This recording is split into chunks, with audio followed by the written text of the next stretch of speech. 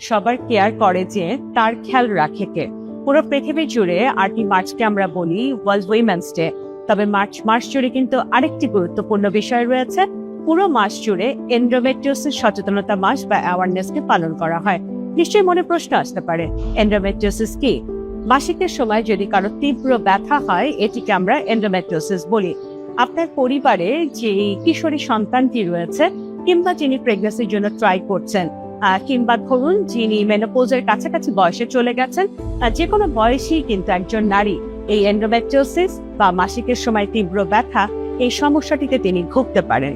আমি যদি একটু WHO-র একটা সমীক্ষা আপনাদের সামনে তুলে ধরার চেষ্টা করি, পুরো পৃথিবী জুড়ে কিন্তু এই মুহূর্তে প্রায় 18 থেকে 20 কোটি নারী এই এন্ডোমেট্রিওসিসের সমস্যায় ভুগছেন।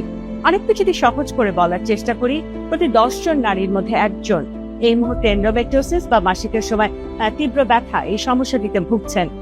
অথবা যদি আরেকটু অন্যভাবে আমরা চিন্তা করি, তাহলে এন্ডোমেট্রিওসিসে যারা ভুগছেন তাদের 30 থেকে 50% এই মুহূর্তে বন্ধ্যাত্বের সমস্যায় রয়েছেন।